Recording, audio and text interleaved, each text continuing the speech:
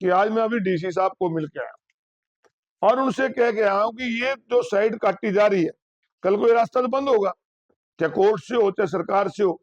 जो लोग पीछे इसको कमर्शियल साइड ले रहे हैं, हमारे तो हो जाएंगे, भूमाफिया तो बेच जाएगा। सरकार के जो लोग हैं उनको ध्यान तो देना चाहिए, बुजुर्गों की पेंशन कट रही है।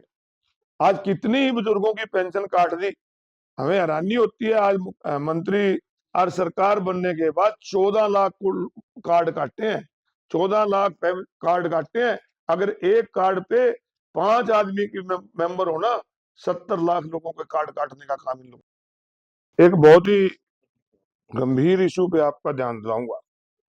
वैसे तो कुरुक्षेत्र में जब से बीजेपी सरकार आई है, भूमाफिया का पूरा जोर है।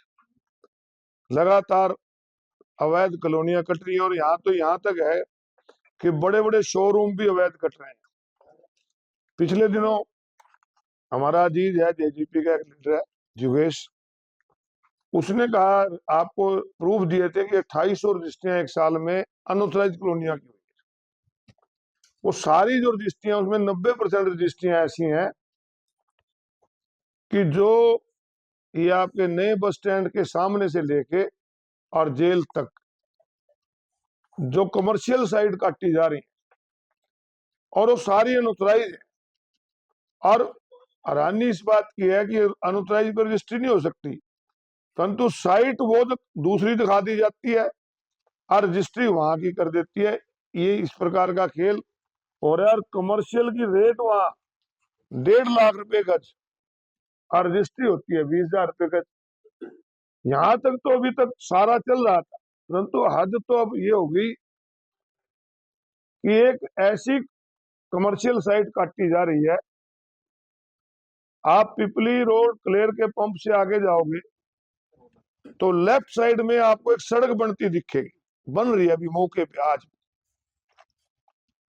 वो जो जगह है वो 1988 में सरकार ने एक्वायर की थी। 1 एकड़ जो फ्रंट का, रतगल के निरंजन सिंह है जिनकी जमीन एक्वायर हुई थी, और उसके बाद वो सुप्रीम कोर्ट से हार गए। सुप्रीम कोर्ट में उन्होंने रिपिटिशन डाली। माननीय उस समय के चीफ जस्टिस ऑफ इंडिया और एक उनकी बेंच ने ये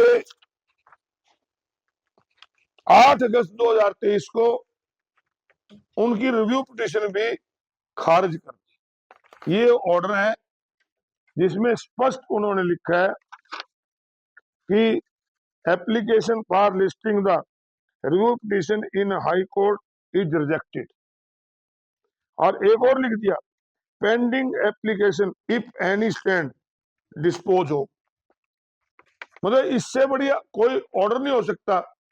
परंतु उस जमीन पे पीछे 2 एकड़ लेके भूमाफिया ने वो जो सरकारी जमीन आज के दिन, उसके ऊपर से रास्ता बनाकर कमर्शियल साइट काट दी। अब मेरा आपके बीच में आने का मतलब यही है कि आज मैं अभी डीसी साहब को मिल के आया और उनसे कह के आया हूं कि ये जो साइट काटी जा रही है, कल को ये रास्ता तो बंद होगा, चाहे कोर्ट से हो चाहे सरकार से हो। जो लोग पीछे इसको कमर्शियल साइट ले रहे हैं, हमारे तो हो जाएंगे, भूमाफिया तो बेच जाएगा। तो उस पर जल्दी रोक लगाई जाए। उन्होंने कहा कि हम कमेटी बना के इसकी जांच करेंगे। और इसका एक और पहलू देता हूं कि उसके बाद जब इन्होंने जमीन पे सड़क काटनी शुरू करी, एक दूसरे नाम से उसी जमीन पे उसी खसरा नंबर पे इन्होंने हाई कोर्ट में पुनर्विचार याचिका डाली। और अभी 27 जनवरी 2026 यानी 10 दिन पहले माननीय हाईकोर्ट का जो ऑर्डर आया है, we dismiss the petition with cost 10,000 to be deposit by the petitioner with the high court lawyer welfare fund saving bank account number इतना स्टेट बैंक ऑफ इंडिया। मतलब 27 जनवरी को हाई कोर्ट ने उस पर कॉस्ट भी डाल दी, परंतु यहाँ इतने हौसले बड़े हुए हैं कि अब भी उस पर सड़क बनाकर पीछे कमर्शियल साइट काटी जा रही है। तो ये आपके बीच में इसलिए क्योंकि आप भी इस शहर के निवासी भी एक जागरूक मतदाता हैं कि उन लोगों को बचाया जाए जा सके जो पीछे इस धोखे में कि हम फ्रंट से हमें रास्ता मिल रहा है वो कमर्शियल साइड में लूटे ना। इस प्रकार के हौसले आज सरकार के जो लोग हैं उनको ध्यान तो देना चाहिए। बुजुर्गों की पेंशन कट रही है, आज कितनी ही बुजुर्गों की पेंशन काट दी। हमें हैरानी होती है। आज मंत्री श्री किशन बेदी जी का बयान पढ़ रहा था, क्या इसमें शर्तें लगा दी गई। जब ये पेंशन शुरू हुई थी बुढ़ापा सम्मान पेंशन थी, ये कोई आय पे नहीं थी, ये आयु पे थी। जिसकी 60 साल की उम्र उसको पेंशन दो। अब यहाँ तो ऐसा हो रहा है किसी का लड़का नौकरी लगा हुआ है तो उसकी उसकी आय में जोड़ लेते हैं। और कोई मक्कन भर के 1 किले की जमीन बेच का फसल बेच का आएगा, फसल पे खर्चा कितना हो नहीं, फसल का जितना मेरी फसल मेरी ब्योरा में जितनी जमीन बिकेगी उसके खाते में पैसे आएंगे, उसकी इनकम जोड़ देंगे। आप भी काफी लोग ऐसे हैं जो खेत से जुड़े हैं। अब एक 4 किले की अगर जीरी 2 लाख की बिकी, 2 लाख आमदन थोड़ी है, परंतु उसमें जोड़ के पेंशन काट दी, उसकी तरफ कोई ध्यान नहीं। तो ये सारी चीजें अभी 20 तारीख से विधानसभा का सत्र आने वाला है। हमने आज जिला के उपायुक्त से मिलके ये भूमाफिया के खिलाफ शिकायत भी दी है। उन्होंने कहा है कि हम इसकी इंक्वायरी कराएंगे और अगर इस पे कोई काम नहीं होता तो आने वाले सेशन में भी हम इसको उठाएंगे। आखिर इस प्रदेश हरियाणा प्रदेश के लोग या कुरुक्षेत्र शहर के भोले भाले लोग इस झांसे में आकर अपना कोई बेचारा किला बेच के कमर्शियल साइड लेगा, किसी के पास कोई रिटायरमेंट की पूंजी पड़ी होगी उससे लेगा, उसको बचाया जा सके। और सेशन के दौरान भी पूरे हरियाणा प्रदेश से जुड़े मुद्दे और विशेष रूप से कुरुक्षेत्र शहर से जुड़े थनेसर हल्के के जो भी मुद्दे होंगे हम विधानसभा उठाएंगे। आज इसलिए आपको यहाँ बुलाया था और मेरी उम्मीद है कि आपकी कलम से, आपके दिखाए गए इस चैनल से आप उन लोगों को बचा सकेंगे जो इन भूमाफिया की गिरफ्त में आए। नगर परिषद में लगातार एमडीसी को लेकर बड़े धांधलीबाजी हो रही है, सभी लोग मैं मान के चलता हूँ नगर परिषद थनेसर पूरे हरियाणा प्रदेश के जितने निगम और परिषद और पालिकाएं सबसे ज्यादा भ्रष्टाचार है। एनडीसी के नाम पे मैंने कहा ना, जो एनओसी जो देखते हैं रजिस्ट्री की, ये जो रजिस्ट्रियां फर्जी हुई है ना जो अनऑथराइज में, ये सारी इसी प्रकार की हुई है कि दिखा तो रखा कल्याण नगर और रजिस्ट्री हो रही है दीदार नगर, ये इस तरह की हो रही है सारी। मुख्यमंत्री का बयान है कि पेंशन कटी नहीं, इसके बारे में क्या कहेंगे? तो अपने गांव में जाके देख लेना कितने की कटी है, और मुख्यमंत्री जी को अपने अपने गांव में पूछ लेगा कितने की कटी है। आज बुजुर्ग रो रहे हैं जिनकी पेंशन कटी है, आज मंत्री जी ये कह रहे हैं कि वेरिफिकेशन कराएंगे और जिनकी कटी है अगर उनकी सही पाई गई तो एरिया विद एरिया लगेंगे। तुम पहले वेरिफिकेशन करा लो ना, बाद में काट दो।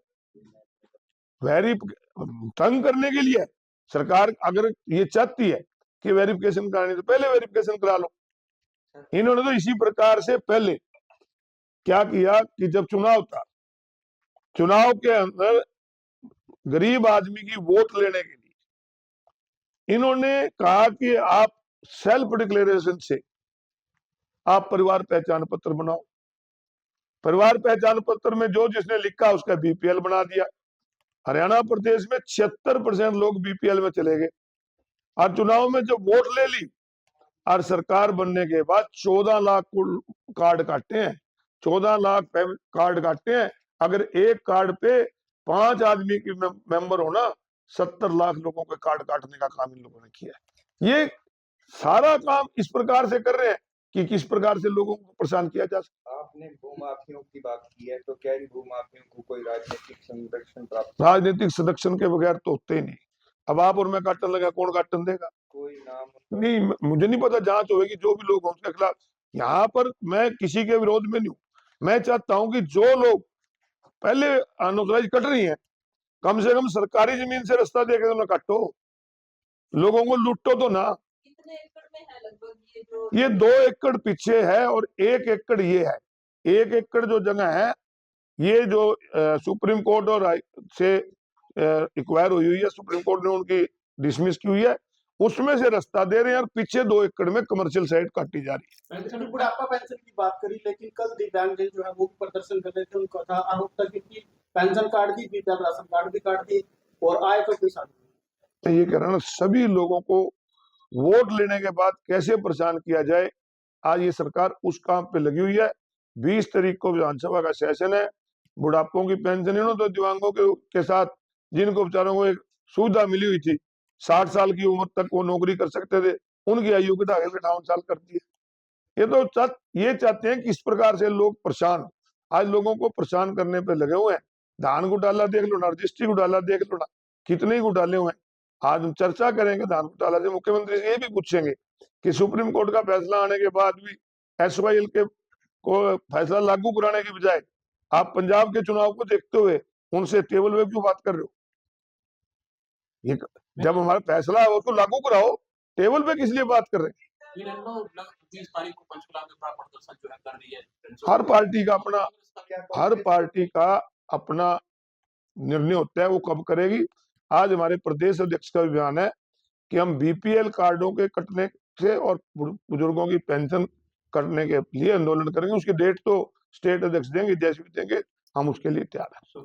सर, ये जो धान घोटाले की बात हुई है, 5 अधिकारियों के खिलाफ कार्रवाई हुई, क्या लगता है कि इससे ये सिर्फ लिपा पोती है।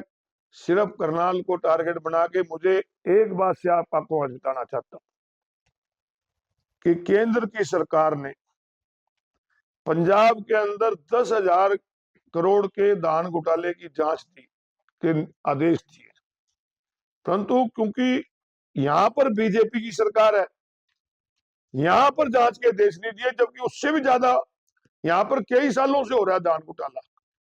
तो केंद्र की सरकार को भी ये जो फैसला है, जैसे पंजाब में जांच के आदेश दिए, पूरे हरियाणा के धान घोटालों की जांच के आदेश देने चाहिए। उसमें अगर धान घोटाला पूरे प्रदेश की जांच करोगे तो उसमें ऐसे लोग मिलेंगे जो आप देखते होंगे, पढ़ते भी होंगे कि जीरी तो आई नहीं, गेट पास कट गई, और जीरी की बजाय चावल ला के सेलर वाले लग गया। और इसमें खाली सेलर वाले, आड़ती और आपके ये जो अधिकारी कर्मचारी नहीं, इसमें राजनेता भी बहुत ऐसे हैं जिन लोगों ने इसमें मोटी कमाई खाई है। सर, पूर्व विधायक अक्सर प्रेस कॉन्फ्रेंस करते हैं, आप पे आरोप लगाते हैं दुकान को लेकर, 46 नंबर दुकान, उसका मैटर क्या है? क्योंकि वो खुद कहते हैं कि मैं तो अंदर जाऊंगा और साथ में जाएंगे। ऐसा जी, मैंने कई बार इस बात का आपसे आगे दे लिया, और उन्होंने मेरे ख्याल जब के मंत्री हैं जब से इसकी जांच पे लगे हुए हैं। और मैं तो भाई खुला चैलेंज है कि अगर वो दुकान ये मान के चलते हैं ये लोग कि मेरा उस पर राइट नहीं मिलता तो बनता तो रद्द कर दो, जिन्होंने दी उसके खिलाफ कार्रवाई कर दो। मैं तो हाउस की मीटिंग में भी कहा था। बाकी मैं इस दुकान के बारे में ज्यादा नहीं कह सकता, क्योंकि हमारा एक पारिवारिक 50 साल से हम दुकान करते हैं, सारे शहर के लोग जानते हैं। और इस प्रकार से वो तो अच्छी बात करते हैं, परंतु मैं कहता हूँ उन्होंने जो करना है, मैंने हाउस की मीटिंग में भी कह दिया। नहीं तो लोग कोर्ट में चले जाते हो, कब के इंक्वायरी में लगे हुए। मैंने तो आज तक कुछ नहीं कहा। वो अच्छी से अच्छी इंक्वायरी कराएं, CBI से कराएं, अगर जो दोषी पर उसको सजा दो। पहले वो मंत्री से जब क्यों नहीं करा लिया? और पर मैं आपके माध्यम से एक जरूर कहूंगा, थोड़ी बहुत हार को बर्दाश्त करना सीखें।